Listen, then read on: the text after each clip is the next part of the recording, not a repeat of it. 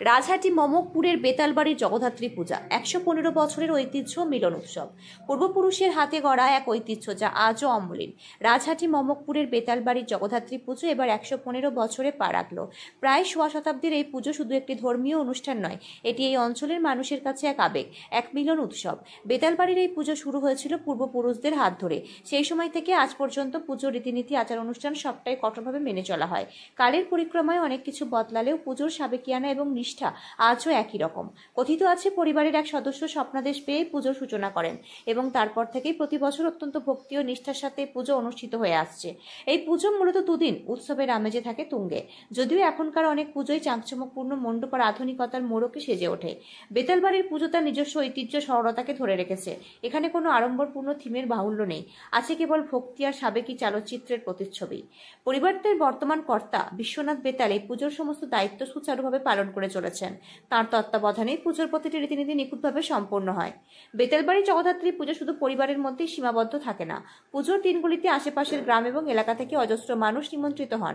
জাতি ধর্ম নির্বিশেষে সবাই এই উৎসবে সামিল হন। পুজোর প্রসাদ গ্রহণ থেকে শুরু করে বিভিন্ন সাংস্কৃতিক অনুষ্ঠানে অংশ নেওয়া, এই দুদিন যেন এক বৃহত্তর পরিবারের চিত্র ফুটে ওঠে। দূর দূরান্তের আত্মীয় স্বজন এবং প্রতিবেশীরা এই সময়টা একত্রিত হন, পুরনো দিনের স্মৃতিচারণ করেন আর নতুন করে সম্পর্কের বাঁধন গড়ে তোলেন।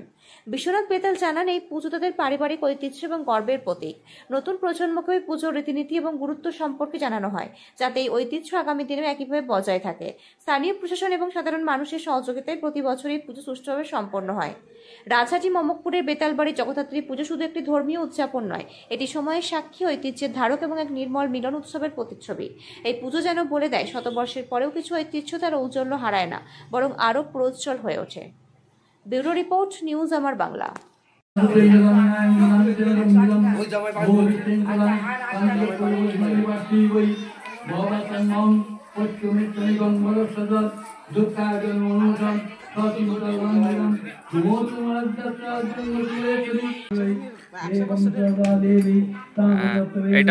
এটা রীতিনীতি কেমন আছে?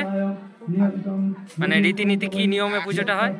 নিয়ম মানে আমাদের যেমন সব বাড়িতে সব লোকজন অনুষ্ঠানে সব ভালো ভোজন হয়, তারপরে সব আত্মীয় স্বজন সবাইকে নিমন্ত্রণ করে খায়, খুব আনন্দ খুশি হয়। বলো, এটা এই পুজোটা পূর্বপুরুষ থেকেই হয়ে আসছে। এখন আমার 3 পুরুষ, প্রায় 3 পুরুষ, আমার একটা 3 পুরুষ এখনো পুজো হচ্ছে। আপনার নাম কি? নিউজ আমার বাংলা, বাংলার মানুষের কথা বলে। আপনার বিয়ে বা বিশেষ দিনটা কি ক্যামেরায় হারিয়ে যাবে, নাকি চিরস্মরণীয় করে রাখবেন এক অসাধারণ টিমের সঙ্গে? আসছে পবিত্র ইভেন্ট ম্যানেজমেন্ট, যেখানে সাজ, স্টাইল, ফটোগ্রাফি সব একসাথে। ডিএসএলআরে ফুডশুট, ডেকোরেশন, মহিলা ক্যাটারিং, ডিজে, ফুল সেটআপ সব আমরা করব একদম আপনার মনের মতো প্রফেশনালভাবে।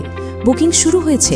আজই কল করুন 9775104543 অথবা 8798006437। পবিত্র, আপনার ইভেন্ট আমাদের দায়িত্ব।